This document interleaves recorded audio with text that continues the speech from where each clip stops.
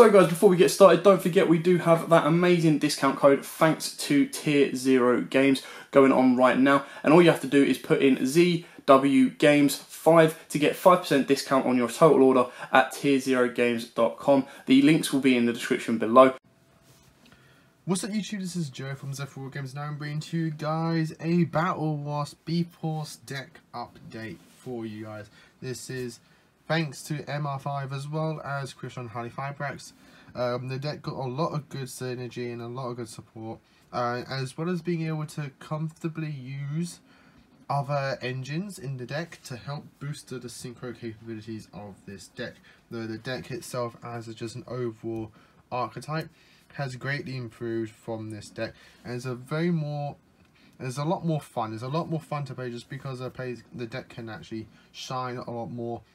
As before, it was fun just because mostly because of the theme and the general concept of the deck, but the deck couldn't really shine as well as it could have done because it was still bounded and locked by link markers, though we're no longer under that lock and key. So before I get to this profile, as always, if you do enjoy this and everything else, please give us a like and a subscribe down below. It greatly does help us a lot, and it does just overall helps us give more content to you guys, because you are giving us that like and subscribe support. So let's get straight into the profile. So I can't take all praise and from this build. A lot good idea of it was taken from Yugioh Light on YouTube. So if you want to see his version of the take and his take on the deck, do check that channel out. He has a lot of cool content. He uses a card that I don't know, I can't remember if we got yet. I'll have to check again the latest set list just to see if we have got this support card that he uses in his build. I obviously haven't got in mine, but if it is out, I'll definitely add that into the deck, and then maybe give you guys an update. So starting off, we have 3 copies of the Battle Wasp Arbalest Rapid Fire. Just zoom in a little bit, there we go. So this guy is your voter of the deck from the graveyard. It's your revival card, basically. This card's normal summon. You can target 1 level 3 or lower insect in your grave and special summon that monster in defense position. So but he is also your battle searcher as well, and the fact that if he's destroyed, you get to special summon another one from your deck. It's very, very nice. And then we have Battle Wasp Sting the Poison. This is your in archetypal tuner. There's also your 1 card play into a Harley Fibrax, which is very, very cool. So this card's normal special summon. You can add 1 Battle Wasp from your deck to your hand. It's mostly what you're really going to be using it for. But it does have a quick effect where you can tribute another insect target effect monster opponent controls and negates effects near the end of the turn. So if there is an effect that is pestering you to stop you with your plays, you can normal summon this and then get that negation off. We then also play 3 copies of Twin Bow the Attacker. This is your assistance for your spamming, because if you control, you can just special summon this card from your hand just during your main phase, which is very, very nice. It does have an effect where it can attack twice, and it does come relevant once we get to the spells. So I'll explain that when we get to those spells. And then we have Battle Wasp Pin the Bullseye. Again, another one for your deck that just helps you swarm the field for your synchro plays. And I play 1 copy of Battle Wasp Dart the Hunter. I just like this for the effect, the burn damage this card can do and the combos that it can do with your synchros. So I like to just take it as a nice one-off. And then I believe, yep, to round up the monsters, we are playing the Wind Witch engine. So 3 ice spells, 2 glass spells, and 2 snow spells.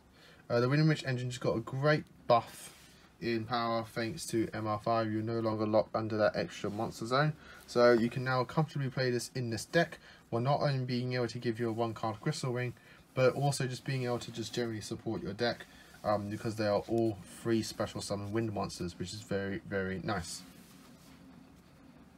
Moving on to the spells, we are playing 3 copies of Summon Swarm. This is like your Soul Charge of the grave, of your deck, I mean. Of the grave. Soul Charge of your deck. Very, very nice card. I like to play it as a 3 of, as well as 3 copies of Revival Swarm. Again, another copy of Monster Reborn in the deck to go with our Monster Reborn. This deck has a lot of graveyard potential, a lot of graveyard synergy, in the sense that you can just swarm the graveyard, ironically, and then swarm the field back from the graveyard, again, ironically, seeing as they're all wasps in TCG and bees in OCG. Then we have 1 copy of 1-for-1, 1 copy of Foolish Burial, and I play 2 copies of Insect Imitation. I like this card because you mainly want to get to your tuner monster, which is your Sting the Poison. Being a level, then we have a few level 1s in the deck that are just like free summons.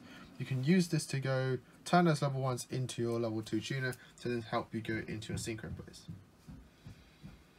And then this last bit of the spells I did take from Yugioh Light, which is 1 copy of Moon Mirror Shield, 1 copy of Psychic Blade, and 2 copies of Psychic Fervor, and 1 copy of Backup Rider.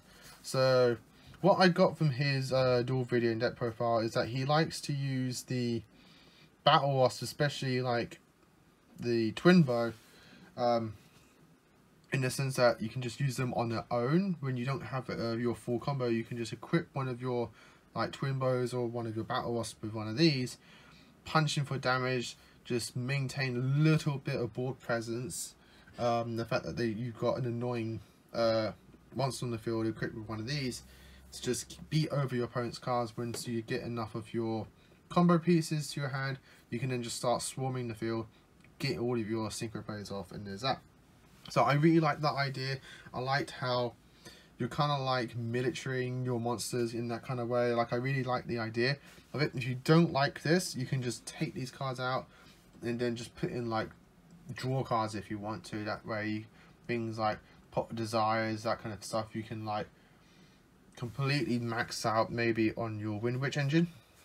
Take these cards out, put in another Glassbone Snowbell, and then you can just play like 2 Desires or 3 Desires. That's something like that. That's another route you can do. But I really like the idea of like just using these equipped kind of like power up cards on your low level monsters and just getting that quick damage in, which is very nice. So it's something I just liked from it. But again, you can take these cards out and just put in like Desires and that kind of thing.